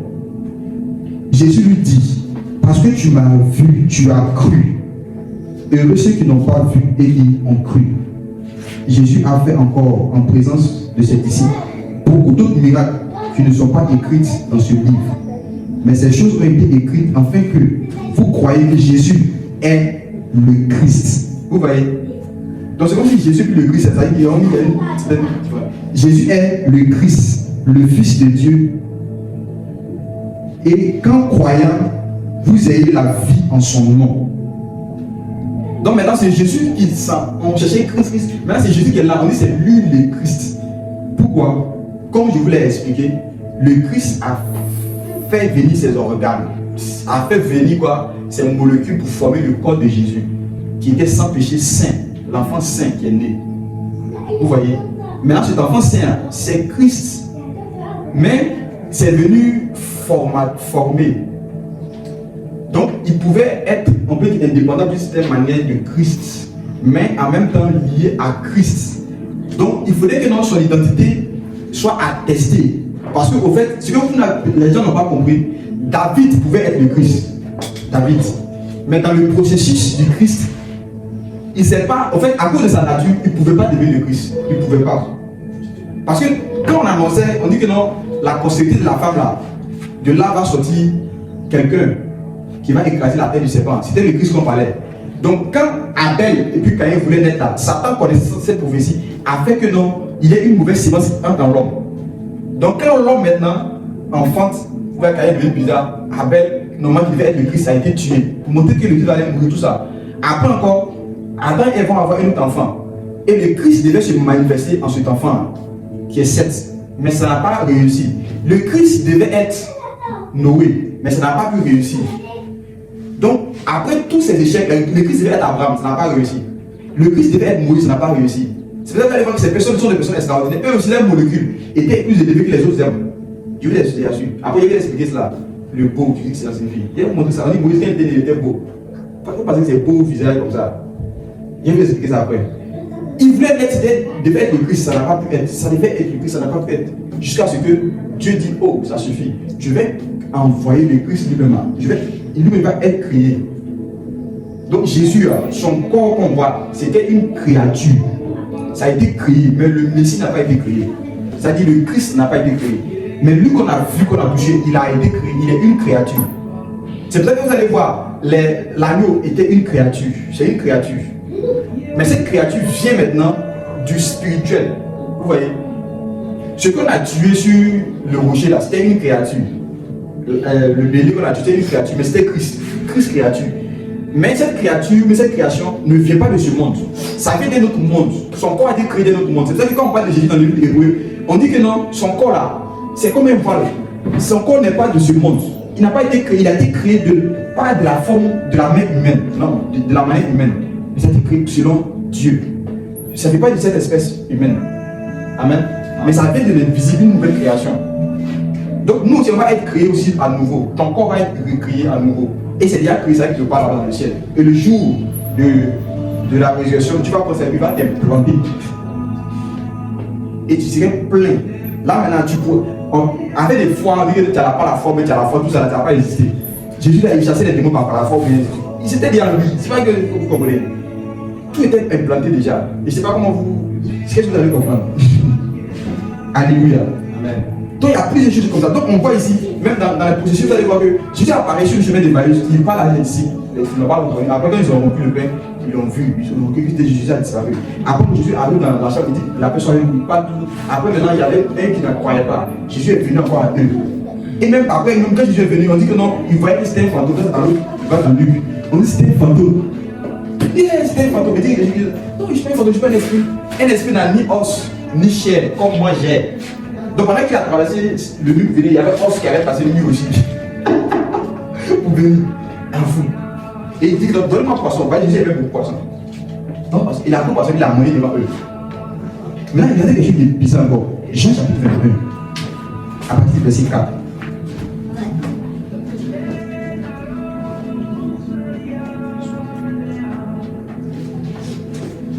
Bon, il commence à parler verset 3. Simon Pierre leur dit, je vais pêcher. Les personnes qui ont dit la chose, ils ont réussi l'esprit, ils ont retourné encore dans les mauvaises choses, dans les anciennes vies. Regardez quelque chose. Simon Pierre dit, je vais pêcher. Bon, attends, on va lire un peu l'histoire. Bon, aujourd'hui, on est entre nous ici, on va comprendre quelque chose. On dit, après cela, Jésus se montra encore aux disciples. On dit, après cela, il s'est montré encore aux disciples sur les bords de la mer de Tibériade. Et voici de quelle manière il se montra. On montre encore comment Jésus s'est montré encore. À part tout ce qu'on a vu, la femme qui avait vu les chemins de Maïs, il est rentré dans la maison, Thomas n'a pas cru, après il a cru, tout cela. On dit encore, Jésus s'est montré à quoi? Voici comment il s'est montré. Verset 2. Simon Pierre, Thomas appelé Didyme, Nathanaël de Cana en Galilée, les fils de Zébédée et deux autres disciples de Jésus étaient ensemble. Simon Pierre lui leur dit, je vais pêcher. Il lui dit, nous allons aussi avec toi. Pierre, la quand il dit, tout le monde le suit. C'est le leader. Nous allons aussi avec toi. Il sortit et montait dans une barque. Et cette nuit-là, il ne prit rien. Le matin était venu. Jésus se trouva sur le rivage. Mais les disciples ne savaient pas que c'était Jésus. Mais c'est quoi ça? Est-ce que vous comprenez un peu? Jésus leur dit, enfant. Il dit, enfant. N'avez-vous rien à manger? Il lui répondit, non. Mais attends. ça devient amusant d'une manière. Ça devient incroyable. C'est comme les fois, c'est mon gars. Et puis encore cette fois encore, ils ne reconnaissent pas que c'est Jésus. Et que ça va plus fort. Il leur dit, jetez le filet du côté droit de la barque et vous trouverez. Il lui jetait donc et il ne pouvait plus le retirer à cause de la grande quantité de poissons. Donc quand le Christ se manifeste, les choses deviennent surnaturelles. Ils ont pêché toute la nuit. Dans la nuit, on peut avoir beaucoup de poissons. Mais pendant la nuit, ils n'ont pas eu beaucoup de poissons. Ils n'ont rien eu. Et en pleine journée, matin, là, où il n'y a pas de poisson, les gens vont prier là. Ils jettent à droite comme ça. Quand le Christ est là, tout est possible. Comme ils ont jeté, ils ne pouvaient même pas le retirer. Les autres disciples vinrent aussi avec eux, tirant le filet plein de poissons, car ils s'étaient éloignés de la terre que d'environ 200 coudées. Lorsqu'il fut descendu de la terre, il vit là des charbons allumés, du poisson dessus et du pain. Jésus leur dit, apportez des poissons que vous venez de prendre. Jusqu'à présent, ça va être Jésus. Simon-Pierre monta dans la barque et tira à terre le filet près de 153 grands poissons. Tout ça, c'est sur les côtes. Après, il a expliqué ça. Et quoi qu'il en eût tant, le filet ne se rompit point. Mais vous savez, quand Jésus était venu à eux premièrement, et puis après le miracle des poissons, ils ont pris beaucoup de poissons ici. On dit là, le filet s'est rompu. Mais ici, on dit le filet n'est pas rompu. Et puis on a donné le nom du poisson, et puis on dit c'était gros. Il y a qui sait là. Il connaît, après il va expliquer. Jésus leur dit, venez manger. Et aucun des disciples n'osait lui demander, qui es-tu? Sachant que c'était le Seigneur. Sachant que c'était le Seigneur. Avant, ils ne savaient pas que c'était le Seigneur. Mais arrivé à ce moment, au fur et à mesure que Jésus était de fréquenter, je me suis dit, c'est Jésus, c'est calme. C'est Jésus. C'est Jésus, ils sont calmes, c'est Jésus. Et puis maintenant, regardez, je dis, Jésus s'approcha, prit le pain et leur donna. Il fit de même du poisson. C'était déjà la troisième fois que Jésus se montrait à ses disciples depuis qu'il était ressuscité des morts. Après qu'il put manger, Jésus dit à Simon-Pierre, Simon, fils de Jonas, même tu, c'est là maintenant que je commence à parler. Et m'a dit, même tu, et puis avec beaucoup de choses comme ça. Amen, amen. Et quelque part même, où on dit que non, il y avait plein qui s'est déshabillé, tout comme ça. C'est ça, non? C'est lequel verset? Verset 7. Verset 7. Alors, juste ce que Jésus avait dit à Pierre. Verset 7. Alors, ce que Jésus avait dit à Pierre, c'est le Seigneur. Et Pierre prit, dès qu'il eut entendu que c'était le Seigneur, il mit son vêtement et sa ceinture, car il était nu. Donc ici, ça c'est aussi cette partie où tu. Et puis il a dit c'est le Seigneur. Quand je dis ça va Jésus, quand il dit c'est le Seigneur, donc ici vous allez voir qu'il y a comme une différence entre Jésus et le Christ. Pas que c'est des personnes, c'est pas des personnes différentes, mais dans la manière, dans les choses commencent à arriver. L'origine de Jésus, genre d'une manière terrestre, c'est fait en l'an 200. Mais l'origine de Christ là, c'est en Dieu, c'est-à-dire c'est dans la divinité. Donc c'est le Christ qui on appelle aussi la parole. Et c'est cette parole-là qui pouvait devenir des choses, qui pouvait devenir quelque chose, qui pouvait se manifester. Donc au temps ancien, dans le jardin, il s'était manifesté en l'arbre de la vie, l'arbre de vie. Après, il s'était manifesté au temps de Noé dans l'arche. Après, il pouvait se manifester comme ça. On pouvait voir, ça on appelle les théophanies. Même au temps des 70 Israël, anciens d'Israël qu'on a vu, avec Adam, Abihu, Moïse et puis les autres, les anciens là. Ceux qui ont vu le Dieu, ils ont vu Dieu là, c'était Christ. On dit Moïse parlait avec Dieu face à face, avec nous, c'était Christ. C'est-à-dire Dieu ne peut pas se faire voir, on ne peut pas voir Dieu, on ne peut pas entendre Dieu sans Christ. C'est-à-dire pour que Dieu parle, pour qu'il ait quelque chose qui se passe là, il faut qu'il ait eu un intermédiaire. C'est quand on dit Jésus-Christ, il est l'intermédiaire entre les hommes et puis Dieu. C'est-à-dire quand Dieu se manifeste, c'est qu'il y a eu Christ. tant qu'il n'y a pas Christ, il n'y a pas de manifestation de Dieu. Donc c'est avec Christ que Dieu m'a créé tout le monde. Parce qu'en Christ, il y avait tous les molécules qui pouvaient créer toutes choses. Donc maintenant, quand Jésus vient, Jésus est le corps de Christ officiellement. Avant de payer tout ça, mais maintenant, officiellement, il vient pour être parfait, là. Et maintenant, c'est Jésus qui est là. Il peut se remplir au fur et à mesure de Christ, jusqu'à ce que maintenant, on l'établit Seigneur et Christ. C'est-à-dire, on dit que dans tous les Christ qui sont venus là, toi, tu es le Christ. C'est-à-dire, tu as abordé la Christologie. Donc maintenant, pleinement avec lui. Donc maintenant, il devient le chemin, la vérité, la vie. Donc maintenant, quand Christ veut se manifester, dorénavant, il utilise Jésus, le corps. C'est vrai qu'à ce moment-là, on dit Jésus-Christ homme. Maintenant, quand cette coalition s'est faite pleinement, on appelle maintenant Jésus-Christ homme, Jésus-Christ, Jésus-Christ, Jésus-Christ, Jésus-Christ, Jésus-Christ, Jésus-Christ maintenant. Pour parler de cette dimension divine qui est dans l'homme humain. Donc on va arriver au ciel et puis on voit un homme comme ça. On va penser que non, c'est pas homme, c'est Christ. Ah, le Christ, le Christ. Christ homme. Et le Christ. Vous voyez. Donc voici en cela, Jésus est le Christ. Donc quand Jésus va revenir, quand le Christ va revenir, on voit Jésus. Tu vois? Donc maintenant on dit Jésus le Christ. Jésus le Christ. Vous voyez maintenant? Jésus le Christ. Jésus le Christ. Alléluia. Donc c'est la même personne. Donc quand on parle de Jésus déjà, c'est-à-dire, pour qu'on vous explique, il faut qu'on explique ça comme ça. Maintenant quand on finit de faire cette explication, maintenant vous comprenez, vous savez maintenant comment vous allez parler. Donc quand vous parlez de Christ, vous parlez de Jésus, vous comprenez que c'est la même personne.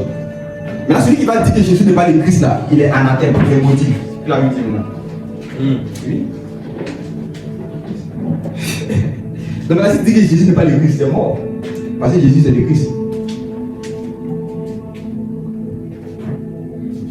Maintenant, on dit comment on reconnaît les esprits qui n'étaient pas de Dieu, c'est ils vont nier que Jésus n'est pas le Christ. Ils vont dire que Jésus n'est pas le Christ. Or, par ricochet, Jésus n'était pas le Christ. Je vais faire comprendre quelque chose pour ne pas que votre esprit se soit mélangé. Le Christ qu'elle lui a expliqué, c'est toutes les molécules qui peuvent exister pour former quelque chose ce qui peut se former. En lui ont été créés les invisibles, les visibles, les trous, les dominations. Tout a été créé par lui, pour lui et à lui, en lui. Vous voyez? Donc Christ c'est l'univers tout entier, tout est lui. Maintenant sa personnalité qui doit se manifester, qui doit manifester, c'est fait par la personne de Jésus, que lui-même il a créé par ces molécules qui étaient en lui. Donc maintenant Jésus est le Christ. Amen. Amen. Donc Jésus c'est le Christ. Amen. Amen. Une fois, il y avait un pasteur qui avait parlé de ça. Et tout le monde s'est levé. Il dit que Jésus n'est pas le Christ. Jésus n'est pas le Christ. Mais il est en train d'expliquer une chose, une réalité visible, comme Jésus nous l'a expliqué là. Pour comprendre que Jésus est le Christ, il faut comprendre que Jésus d'abord n'est pas le Christ. Parce que c'était le cas dans Actes chapitre 2 qu'on a lu, le verset 36, non? On dit que c'est Jésus que vous avez crucifié là. Dieu l'avait Seigneur et Christ. Ça veut dire quoi? Vous voyez bien. Donc ça veut dire qu'avant il n'était pas ça. Donc au fait, il faudrait que tu comprennes d'abord que Jésus est différent d'abord de Christ. D'abord, il faut comprendre ça d'abord comme ça. Maintenant, il faut comprendre maintenant que Jésus là c'est le Christ. Est-ce que c'est compris? Oui. Il est devenu mais il est le Christ. Jésus est devenu le Christ. Donc, vu qu'il est devenu le Christ, il est maintenant le Christ. Donc, Jésus même, c'est le devenir de Christ. C'est-à-dire, Jésus lui-même là, en personne là, c'est un devenir de Christ. C'est-à-dire, ce que le Christ était là, il est devenu Jésus. Le Christ est devenu Jésus.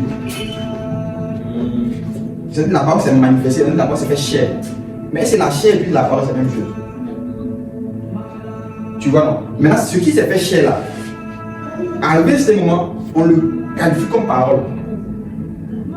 Il y a quelque chose qui s'est passé. À cause de la mort de Jésus, il y a quelque chose qui s'est passé.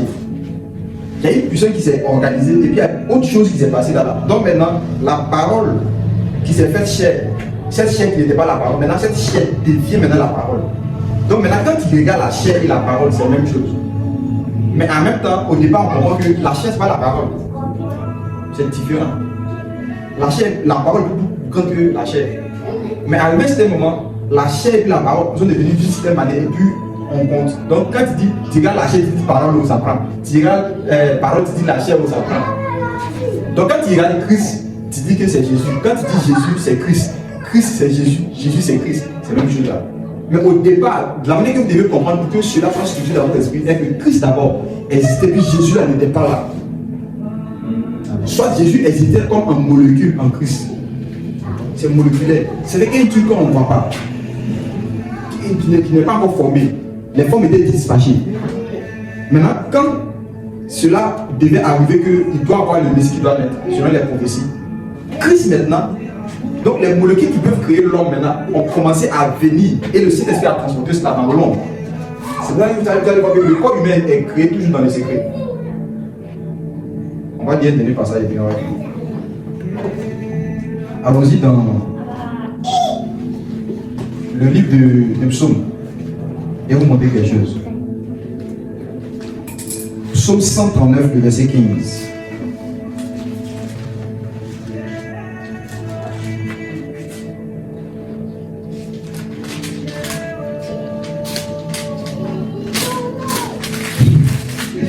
Il est bon. Psaume 139, le verset 15. Psaume 139, le verset 15. Après qu'à vous hier. Psaume 139, verset 15. Mon corps n'était point caché devant toi. Mon corps n'était point caché devant toi. Lorsque j'ai été fait dans un lieu secret. Lorsque j'ai été fait dans un lieu secret. Tissé dans les profondeurs de la terre. Tissé dans les profondeurs de la terre. Quand je n'étais qu'une masse informe. Donc tu vois, non, on décrit maintenant le corps humain comme comment les choses se forment, le corps se forme. On dit ce corps qui se forme, qui se tisse dans le profondeur de la terre, dans le lieu secret. On dit ce n'était qu'avant comment une masse informe. Quelque chose qui est informe, c'est la forme. Donc c'est comme ces molécules. Oui, continue.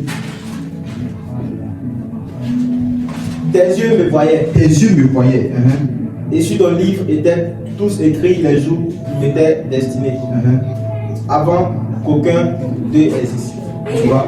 Donc, là maintenant, là, les formes qu'on peut retrouver du corps qu'on est en train de parler ici, ça parle aussi même du Messie, comment ça est formé, tout ça. Parce que dans Hébreux chapitre 10, le verset 5, on dit que non, quand Christ voulait entrer dans le monde, Dieu l'a formé un corps. Vous voyez? Maintenant, ici, on explique quelque chose. Donc, c'est la même chose comme quand vous pouvez prendre ce verset avec comment Jésus a été formé. Avant qu'il ne soit corps, on le voit là. On dit qu'il était une masse informe et vide. Dans cette masse informe et vide, ce sont comme des molécules. Vous savez, c'est qualifié comme des molécules. Mais les molécules de Dieu ne sont pas comme les molécules des hommes. C'est ce que vous devez comprendre. Il y a toujours une différence entre ce qui vient de Dieu et ce qui est de notre temps, comme ça, notre chose humaine, notre monde. Vous voyez un peu. Donc Christ, ou bien Jésus, je peux dire Jésus, était une masse informe et vide en Christ. Et c'est cette masse informe et vide qui est devenue chair. Donc on le qualifie Jésus de Nazareth, lui qu'on le voit. Homme, il est un homme, c'est un homme, on l'appelle fils de l'homme. De quel homme? De l'homme Christ. Parce que Christ aussi comme un humain, mais un humain divin, je ne sais pas comment il va l'expliquer, tellement, mais en même temps, pas que ça n'existe pas que c'est invisible, non, c'est visible, mais ça existe quand même. C'est quelque chose de beaucoup spirituel, une grande dimension. Donc maintenant, pendant que cette masse informe qui vient, qui se fait forme, qui se fait chair sur la terre, en train de marcher, dans son parcours, il a accompli des choses. Parce que vous devez savoir que pendant que Jésus était sur la terre, il pouvait échouer. Ne pensez pas que Jésus ne pouvait pas échouer. Il pouvait échouer à sa mission. Et si Jésus échouait à sa mission, Christ n'avait pas encore échoué à sa mission. Ça veut dire qu'il y aura un autre qui va être créé encore. Il pouvait créer encore, comme un Jésus encore, pour continuer toujours la mission. Tant que cela n'a pas encore été accompli, il peut créer toujours. Donc maintenant, Jésus va devenir une race aussi, comme les Adam. Mais sa race, sa nature va être aussi dégradée d'une certaine manière. Et ça ne va pas être aussi à notre même dimension selon le péché, mais ça va être dégradé aussi d'une certaine manière. Ou bien ça va devenir quelque chose d'autre dans la nature. Ça va devenir un fantôme, ça va devenir quelque chose d'autre. Il y a eu un risque que Dieu avait pris. Vous voyez, Jésus pouvait échouer. Ne pensez pas que Jésus devait forcément réussir forcément, non. Et s'il échouait là, Dieu allait envoyer un autre Jésus. Mais toujours le Christ était toujours là. Je sais pas si vous voyez. Maintenant, ça venait toujours de Christ, ce Jésus qu'on voit. Donc maintenant, le Jésus qu'on voit là, c'est notre Seigneur. Il est devenu Christ. Ça dit, il a accompli pleinement la mission. Donc il est comme retourné chez lui. C'est ça qu'il dit, je vais à mon Père. Ça dit, avec ce moment, même le Christ, ça commence à rentrer dans le Père rentre dans le Fils, et puis maintenant, tout devient mélangé maintenant. C'est qui le Saint-Esprit maintenant, tout, là maintenant, tu es en train de comprendre Dieu.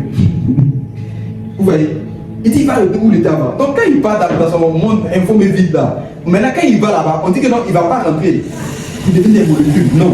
Mais qu'est-ce qu'il devient? Là maintenant, il va s'asseoir à la droite de Dieu le Père. Donc maintenant quand on va arriver au ciel, on identifie et puis on regarde et puis c'est quelqu'un qui est là, il a sang, il a os, on voit qu'il a été blessé, on voit ce que Thomas a dit là, on va aller voir, on va aller toucher aussi. Maintenant c'est quand on le voit, c'est le Christ qui est là. Tu vois? Donc cette dimension, maintenant quand il veut se manifester, il peut toujours se manifester en Christ. Il ne se manifestera pas comme Jésus où il doit se déplacer, il va marcher pour aller quand il se déplacer.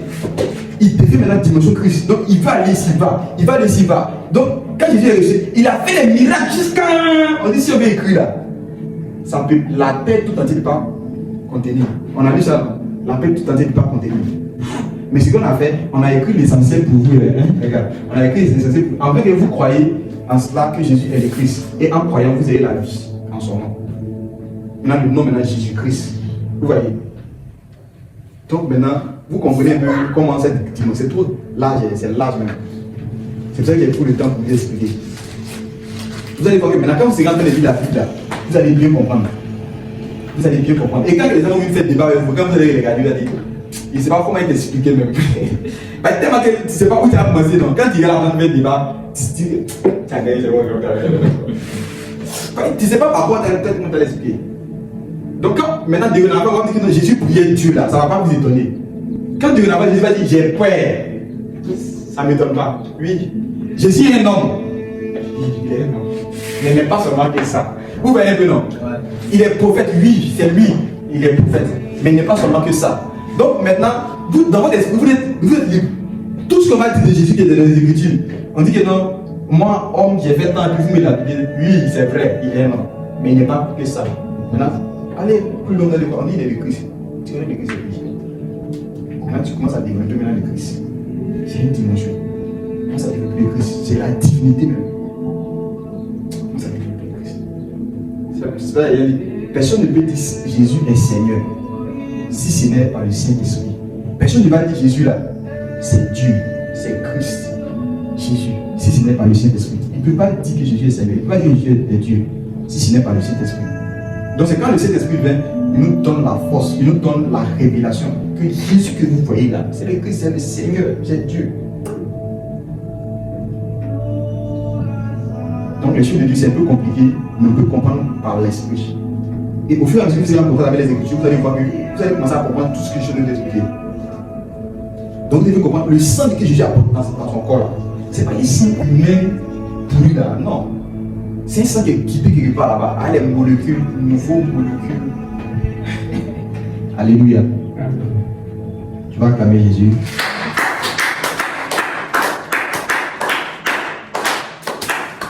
Donc tu connais ton Seigneur aujourd'hui, Jésus-Christ est ton Seigneur, Jésus-Christ. Mais maintenant quand on dit Jésus-Christ, tu comprends c'est quoi? Jésus-Christ, la personne qui a porte le nom, en même temps l'identité Christ. C'est une personne maintenant, l'identité dans tout le monde. Mais on dit sa chair est plus élevée que le ciel. Tu vois? C'est quel homme ça? On dit dans Hébreux chapitre 7, on a lu ça une fois, l'autre fois, Hébreux chapitre 7, le verset 24. On dit sa chair est plus élevée que le ciel. Tu vois? On dit que quand il vient, il va demeurer éternellement. Donc Jésus, quand il vient, il demeure éternellement. Pourquoi? Parce que c'est le Christ qui est venu là. Il demeure éternellement, il est éternel. Donc, ce qui les gens m'ont dit que non, quand un prophète vient, après un autre prophète va venir à sa place. Après, quelqu'un va venir à sa place, prendre à sa place. Donc aujourd'hui, Moïse était là. Après Moïse, il y a eu qui? Il y a eu Josué. Après Josué, l'autre est venu. Après Isaïe, il y avait un autre qui est venu. Après Jean-Baptiste, il y avait un autre qui est venu. Jésus qui est venu. Après Jésus, il y aura un autre qui va venir. Un homme encore qui va venir. Donc les gens vont commencer à dire que c'est Mahomet. Ils vont commencer à dire que non, lui qui va venir encore, lui qui est venu, ils vont dire maintenant c'est William Manon. Vous avez entendu ça, vous connaissez Branham. Et c'est lui maintenant qu'on doit adorer. Parce que c'est lui qui est venu maintenant, le prophète du temps, le prophète du temps, le prophète du temps. Après maintenant, on dit qu'il y a un autre qui vient. Un autre qui vient, on dit que c'est Kakou Philippe. Kakou Philippe maintenant, on l'appelle le prophète du temps. Le prophète du temps de la fin. Le prophète du temps de quel de la fin. Le prophète du temps de quel de la fin. Amen. Ce n'est pas le prophète du temps de quel de la fin. Christ est toujours là. Il est toujours là. Tu vas prier le Seigneur. Seigneur, merci pour ta grâce. Merci de nous avoir fait connaître la vérité. Et nous sommes dans la vérité en ton Fils Jésus-Christ. Car c'est lui le Dieu véritable et la vie éternelle. Merci de nous avoir fait connaître ce Jésus crucifié et ressuscité. Et que nous avons mis notre foi. Lui qui va venir nous prendre. Lui qui va venir nous prendre. Qui va venir nous sauver. Merci Jésus-Christ.